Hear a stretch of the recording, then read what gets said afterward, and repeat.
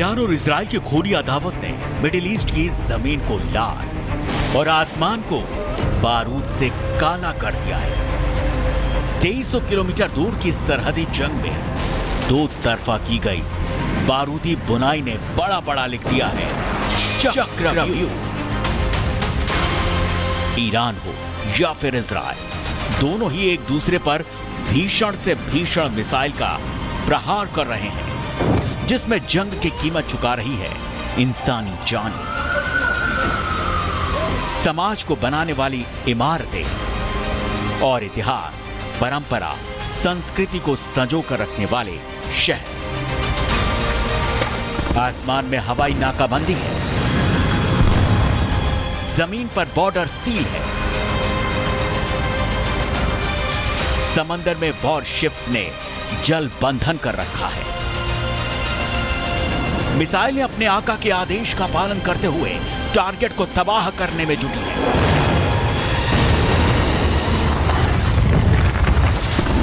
कुछ को air defence system आसमान में खत्म कर दे रहे हैं, लेकिन जो बच जा रही हैं, वो ग्राउंड पर तबाही मचा रही हैं। बारूदी धमाकों में पैसा खून की कीमत पर बह रहा है। 2025 में ईरान इजराइल के बीच जंग के 10वें दिन तक कुछ सवाल जरूर हैं जो दुनिया के 8 अरब लोग जानना चाहते हैं। ईरान ने 10 दिन में क्या हासिल किया? इजराइल को 10 दिन में क्या मिल गया? अमेरिका इस जंग में क्या तलाश रहा है? जंग वो है ही नहीं जो दिखाई जा रही है। बम के बहाने खजाना हथियाने की जंग तो नहीं। इंसान ने जब से देश बनाकर रहना शुरू किया, तभी से संसाधनों पर अधिकार को लेकर जंग होती आई है। कभी उपजाऊ जमीन को लेकर इंसान लड़ा, तो कभी मंदिर के खजाने पर जंगी अदावतें हुई हैं, और अब जमीन के नीचे छिपे प्राकृतिक संसाधन को लेकर जंगें लड़ी जा रही हैं। मिडिल ईस्ट के इस चक्रव्यूह में 3 सबसे बड़े स्टेक होल्डर हैं: Benjamin Netanyahu, Ali Khamenei, Donald Trump. लेकिन 10 दिनों के बाद भी यह कहा नहीं जा सकता हथियार कौन डालेगा, पीछे कौन हटेगा, पराजय स्वीकार कौन करेगा, क्योंकि कोई भी कदम पीछे करने के लिए तैयार नहीं है। ऐसे में हर कोई यह कह रहा है कि जंग लंबी खींचने वाली है। 10 दिनों की जंग के बाद अब लग रहा है कि इस खूनी जंगी चक्रव्यूह में ईरान, इजराइल और अमेरिका के साथ पूरी दुनिया फंस गई है, जिससे निकलने का रास्ता किसी को नजर नहीं आ रहा है। लड़ाई बम गोला बारूद की होती तो शायद फैसला हो भी जाता, लेकिन जब नजर बम पर हो और नजरिया खजाने का, तो फिर खेल लंबा खिंचना तय हो जाता है। बेशकीमती खजाने पर कब्जे की इसी नजरिए से शुरू हुई ये जंग, जो भ्रामक परिस्थितियों से होते हुए संघर्ष की बारूदी सरहद तक पहुंच चुकी है।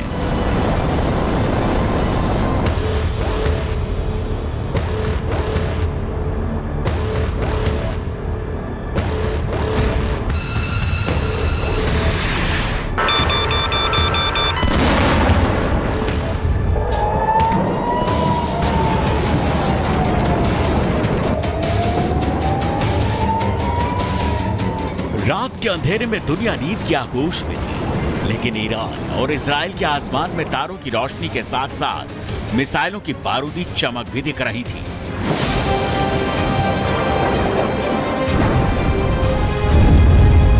इस बीच अमेरिकी बॉम्बर्स ने दागे 6 बंकर बस्टर बमों ने अमेरिकी राष्ट्रपति ट्रंप का बारूदी संदेश ईरान को शोर के साथ सुना दिया। आखिरकार ईरान ने इजराइल के साथ साथ इस जंग में अमेरिका को खींच लिया। अमेरिका ने ईरान के 3 परमाणु ठिकानों नतांज, फोर्डो, एस्फहान को सीधा निशाना बनाया।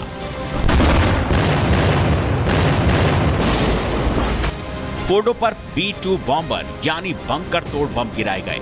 वहीं इस्फहान और नतांज में 30 टॉम हॉक क्रूज मिसाइलें दागी गई, जिसकी तस्दीक अमेरिकी राष्ट्रपति डोनाल्ड ट्रंप ने खुद की। A short time ago, the U.S. military carried out massive precision strikes on the 3 key nuclear facilities in the Iranian regime, Fordow, Natanz, and Esfahan. Everybody heard those names for years as they built this horribly destructive enterprise. Our objective was the destruction of Iran's nuclear enrichment capacity and a stop to the nuclear threat. Iran, the bully of the Middle East, must now make peace. If they do not, future attacks will be far greater and a lot easier. शक्ति के सहारे शांति की पहल का सिद्धांत अपनाते हुए अमेरिकी राष्ट्रपति ने साफ कर दिया कि मिडिल ईस्ट उनके लिए कितना अहम है। शनिवार को ही अमेरिका ने साफ किया था कि ईरान को रास्ते पर लाना इजराइल के बस की बात नहीं है, जिसके बाद अमेरिका ने ईरान को शांति का नया रास्ता दिखा दिया, जिसमें इजराइल ने एक टीम की तरह उनका साथ दिया।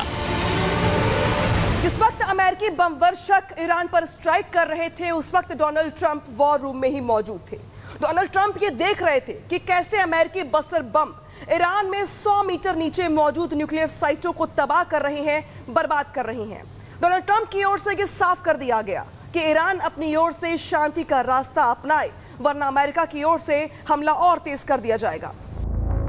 अमेरिकी हमले के बाद ये साफ हो जाता है कि ईरान के साथ खोमनेई के पास भी अब वो ताकत नहीं बची कि वो मिडिल ईस्ट में एक बार फिर ईरान को न्यूक्लियर ताकत बनाने के लिए जड़ से खड़ा कर सकें। अमेरिकी हमले की इस टाइमिंग को समझना भी बहुत जरूरी है, क्योंकि एक दिन पहले ही पाकिस्तान ने अमेरिकी राष्ट्रपति डोनाल्ड ट्रंप को नोबेल पीस प्राइज के लिए नॉमिनेट किया और 24 घंटे में ही ट्रंप ने बारूदी ऐलान कर दिया कि शांति के लिए अगर शक्ति का इस्तेमाल भी करना पड़े तो अमेरिका पीछे नहीं हटने वाला। दुनिया में इस हमले की गूंज गहरी सुनाई दे रही है। ईरान अभी अपने जख्मों की गहराई नाप रहा है।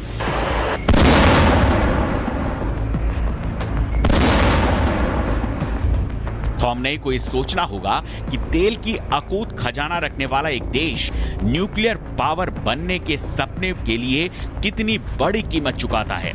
ईरान इजराइल की इस खूनी अदावत के 10वें दिन अमेरिका ने भी इसमें एंट्री मार दी, जिसके बाद ये जंग विश्व युद्ध की ओर जाती दिख सकती है, जिस पर पूरी दुनिया की नजर है।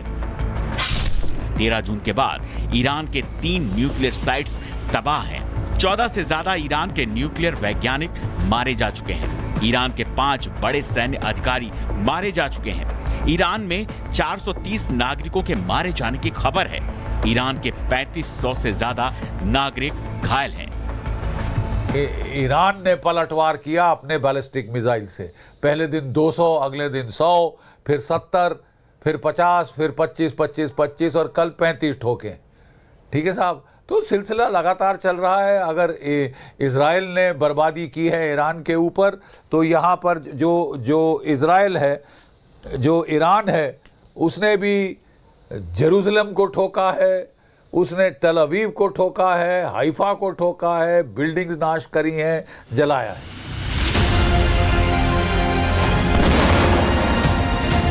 अमेरिका ने ईरान पर इस दावे के साथ हमला किया है कि ईरान के नतांज में यूरेनियम की रिचनेस इस स्तर तक पहुंच चुकी थी कि ईरान कभी भी 6 से 9 परमाणु हथियार बना सकता है। ऐसे में अमेरिका ने अपने B-2 स्टील्थ फाइटर जेट से GBU-57 बम से न्यूक्लियर साइट को तबाह और बर्बाद कर दिया।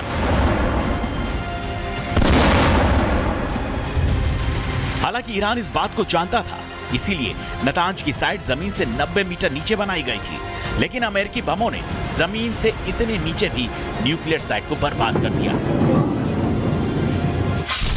12 किलोमीटर ऊपर से लॉन्च किया गया था GBU-57। बम का वजन 13,607 किलोग्राम था। पृथ्वी की ग्रेविटी ने बम को रफ्तार दी। भीषण रफ्तार से काइनेटिक एनर्जी बनी। काइनेटिक एनर्जी से बंकर की ऊपरी दीवार ध्वस्त हो गई। बम तेजी से गड्ढा करते हुए बंकर में घुसा। 61 मीटर पर बम का फ्यूज डेटोनेट हुआ। 2,400 किलोग्राम का विस्फोटक तबाह हो गया। 6 स्टेप में तबाही मचाकर GBU-57 ने ईरान के न्यूक्लियर प्रोग्राम को बरसों पीछे धकेल दिया है। Congratulations, President Trump. Your bold decision to target Iran's nuclear facilities with the awesome and righteous might of the United States will change history. In Operation Rising Lion, Israel has done truly amazing things. But in tonight's action against Iran's nuclear facilities, America has been truly unsurpassed. It has done what no other country on earth could do. History will record that President Trump acted to deny the world's most dangerous regime the world's most dangerous weapons. His leadership today has created a pivot of history that can help lead the Middle East and beyond to a future of prosperity and peace. President Trump and I often say, peace through strength. First comes strength, then comes peace. And tonight, President Trump and the United States acted with a lot of strength. President Trump, I thank you. The people of Israel thank you. The forces of civilization thank you. God bless America. God bless Israel. And may God bless our unshakable alliance, our unbreakable faith. Israel ने अमेरिकी हमले के जरिए वो हासिल कर लिया है जो उसे मिडिल ईस्ट में हासिल करना था, एक अमेरिकी दोस्त होने के नाते। इजराइल ने सबसे बड़ी सफलता तो इस बात में हासिल की कि उसने ईरान के एयर डिफेंस सिस्टम को करीब करीब ख़त्म कर दिया और ईरान के हवाई क्षेत्र में 100% एयर सुपीरियरिटी हासिल कर ली। उसकी दूसरी सफलता ये रही कि उसने शुरू में ही ईरान के करीब 2 दर्जन मिलिट्री कमांडर्स को और करीब 1 दर्जन न्यूक्लियर साइंस से जुड़े हुए कमांडर्स को मार दिया, यानी ईरान के न्यूक्लियर प्रोग्राम को काफ़ी पीछे धकेल दिया।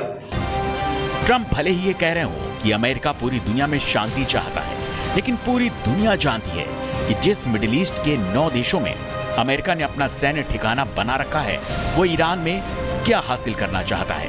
अमेरिका ट्रंप के सहारे वो पाना चाहता है जो उसने सद्दाम को हटाकर इराक में हासिल किया, नेचुरल संसाधन पर नियंत्रण। वैसे तो विश्व में तेल का इतिहास चाइना से शुरू हुआ, जब बांस के लट्ठे लगाकर 347 ईसा पूर्व तेल निकाला जाता था जमीन से 800 से 900 फीट नीचे खुदाई करके।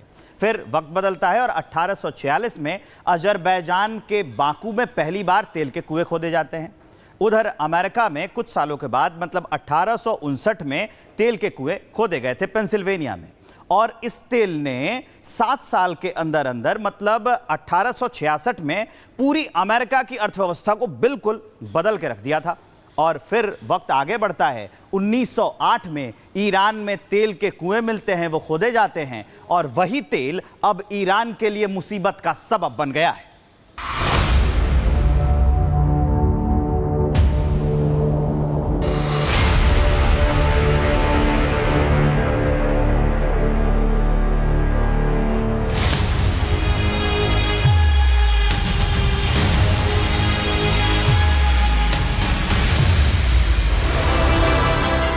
ईरान दुनिया का सबसे बड़ा तेल उत्पादक देश है। तेल ईरान का काला खजाना है, इसीलिए ईरान ओपेक देशों में शामिल है।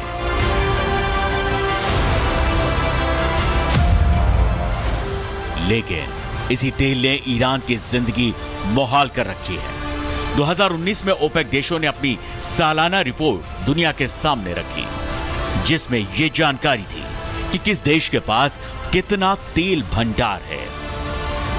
ईरान दुनिया का चौथा सबसे बड़ा तेल भंडार वाला देश, दुनिया का दूसरा सबसे बड़ा गैस भंडार वाला देश, दुनिया का 13.01% तेल ईरान के पास, 158 अरब बैरल तेल होने की संभावना। अब ये आंकड़े बताते हैं कि अगर बिना किसी नए स्रोत के मिले ईरान लगातार अपना तेल बेचता रहे तो भी अगले 145 सालों तक ईरान से तेल खत्म होने वाला नहीं है।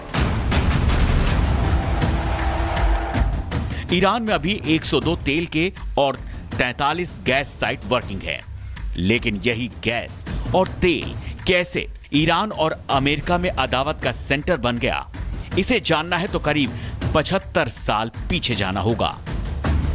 दूसरे विश्व युद्ध के बाद अमेरिका भी ईरान में तेल खुदाई के लिए घुसा। तब ईरान में राजशाही थी। अमेरिका हर साल ईरान को $500 मिलियन की सहायता देता रहता था। लेकिन 1951 आते आते अमेरिकी तेल दोहन को लेकर ईरान में आंतरिक विद्रोह शुरू हो गया। राजा को हटाकर ईरान में डेमोक्रेसी शुरू हुई और ईरान के तत्कालिक पीएम मोहम्मद मुसाद ने ईरान में तेल उत्पादन का राष्ट्रीयकरण कर दिया। यानी तेल निकालेगा भी ईरान और बेचेगा भी ईरान। और यहीं से ईरान और अमेरिका में अदावत शुरू हो गई। 1953 आते आते अमेरिका और ब्रिटेन को एक बार फिर ईरान में तेल का बम्पर एक्सेस मिल गया, क्योंकि दोनों ने मोसाद को हटाकर राज पहलवी को सत्ता पर बिठा दिया। करीब 10 साल तक ईरान के तेल का दोहन अमेरिका और ब्रिटेन की कंपनियां करती रहीं। लेकिन उसके बाद आयतुल्लाह खोमैनी ने ईरान में राजशाही के खिलाफ मोर्चा खोल दिया। 16 साल बाद 1979 में ईरान में सबसे बड़ी क्रांति हो गई, जिसके बाद दुनिया में कच्चे तेल की कीमत $3 बैरल से बढ़कर $12 प्रति बैरल तक हो गई, जिससे हाहाकार मच गया। 1978, 1990 और साल 2001 में तेल की कीमतों के बढ़ने के बाद अमेरिका में मंदी आई थी।